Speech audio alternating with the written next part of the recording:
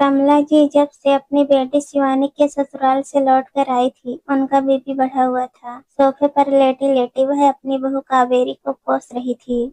अरे कावेरी, सिर तो दबा दे, मेरा तो रोम रोम दुख रहा है अपनी बच्ची की हालत देखकर। तो क्या जाने ससुराल का दर्द, तुझे तो यहाँ सब पका पकाया मिलता है। मेरी शिवानी, हाय राम, कैसे खट रही है उस घर में। कावेरी, जिसकी शादी को अभी साल भर भी नहीं हुआ था, चुपचाप कमला जी का सिर दबाने लगी। वह जानती थी कि जब बात शिवानी ननद की हो तो तर्क करना मतलब मधुमक्खी की छत्ती में हाथ डालना है। कमला जी की नजरों में उनकी बेटी दुनिया की सबसे शोषित औरत थी और बहू दुनिया की सबसे भाग्यशाली। आज का दुख इस बात का था कि शिवानी के ससुराल में उसके जेठ जेठानी रहने आए हुए थे। कमला जी लगातार बड़बड़ा रही थी, देख कावेरी, जेठानी आ तो गई है, पर मजाल है जो रसोई में एक गिलास पानी भी खुद ले ले। मेरी शिवानी सुबह उठकर चाय नाश्ता फिर दोपहर का खाना बना रही है। उसके सास ससुर भी कुछ नहीं बोलते। मेरी बेटी नौकरानी थोड़ी ही है, और एक तू है जो यहाँ महारानियों की तरह रहती है। कावेरी ने एक लंबी सांस ली। वह खुद आज सुबह 6 बजे से उठकर पूरे घर की सफाई कर चुकी थी, नाश्ता बना चुकी थी और अब कमला जी का सिर दबा रही थी। लेकिन कमला जी को यह काम नहीं फर्ज लगता था।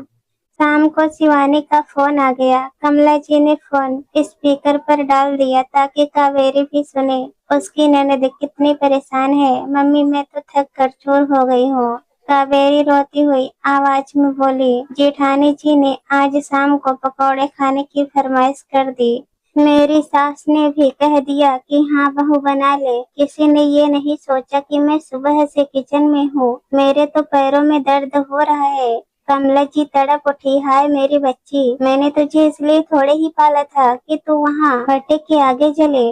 तू एक काम कर, कल सुबह की गाड़ी पकड़ और यहाँ आ जा। कह देना कि मेरी तबीयत ठीक नहीं है। जब 2 दिन खुद बेलन चलाएंगी ना तेरी जेठानी और सास, तब उन्हें तेरी कद्र समझ आएगी। हाँ मम्मी, मैं कल ही आ रही हूँ, शिवानी ने फैसला सुनाया और फोन कट गया। कावेरी चुपचाप सब सुन रही थी। उसने कमला जी से कहा, मम्मी जी, दीदी का इस तरह काम छोड़ कर आना ठीक रहेगा क्या? आखिर घर में मेहमान है। तो चुप कर कावेरी, कमला जी भड़क उठी। तुझे क्या पता कि खटना किसे कहते हैं? तुझे तो मैं कभी ज्यादा कम बताती ही नहीं। मेरी बेटी वहाँ खून के घूंट पी रही है और तुम मुझे ज्ञान दे रही है। कावेरी बिना कुछ कहे रसोई में चली गई। अगली सुबह करीब 9 बजे दरवाजे की घंटी बजी। कमला जी का बेटा करण दरवाजा खोलने गया।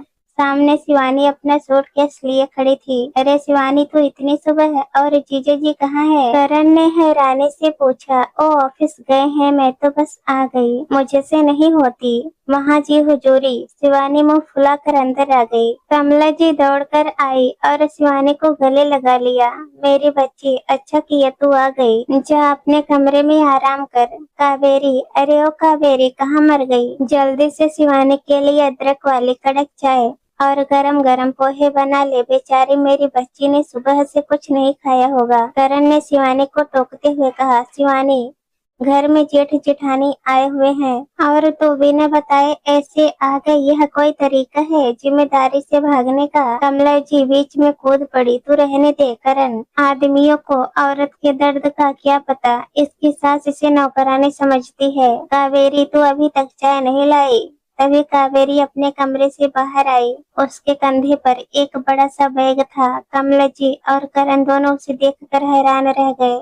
यह क्या है कावेरी, तू बैग लेकर कहाँ जा रही है? कमला जी ने पूछा। मम्मी जी, मैं अपने मायके जा रही हूँ, कावेरी ने बहुत ही शांत आवाज में कहा। मायके पर क्यों? अचानक क्या हो गया? करण ने पूछा। कावेरी ने कमला जी की तरफ देखकर कहा, मम्मी जी, अभी कल रात ही तो आपने दीदी को समझाया था कि जब घर में मेहमान जेठानी आ जाए और काम का बोझ बढ़ जाए तो तबीयत का बहाना करके मायके आ जाना चाहिए। बस मैंने भी आपसे ही सीख ली है। अब ननद यहाँ आ गई है तो जाहिर है काम बढ़ेगा। मेरे भी पैरों में दर्द रहता है तो मैं भी जा रही हूँ। जब दीदी वापस अपने ससुराल चली जाएंगी तब आप मुझे बुला लीजिएगा। कमला जी का मुंह खुला का खुला ही रह गया। शिवानी भी चौंक कर कावेरी को देखने लगी। कावेरी, यह तो क्या बकवास कर रही है। शिवानी कोई मेहमान थोड़ी ही है, वो तो इस घर की बेटी है। कमला जी ने सफाई देनी चाहिए। और मैं भी किसी की घर की बेटी हूँ मम्मी जी। कावेरी की आंखों में अब आंसू थे लेकिन आवाज में दृढ़ता थी। दीदी की सास अगर दीदी से पकोड़े बनवाती हैं तो वो अत्याचार है, लेकिन जब मैं कल शाम को थकी हारी बैठी थी और आपने मुझसे शिवानी दीदी के लिए पोहे और चाय बनाने को कहा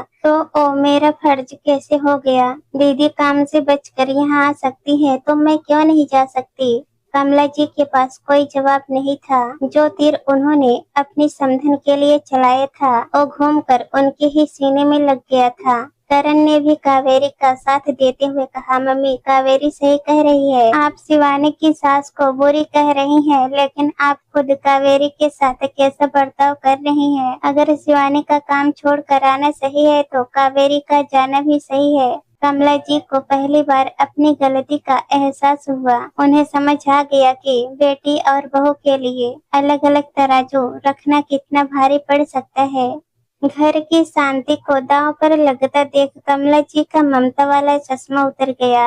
उन्होंने शिवानी की तरफ सख्ती से देखा और कहा, शिवानी अपना सूटकेस उठा। करण गाड़ी निकाल और अपनी बहन को वापस उसके ससुराल छोड़ कर आ।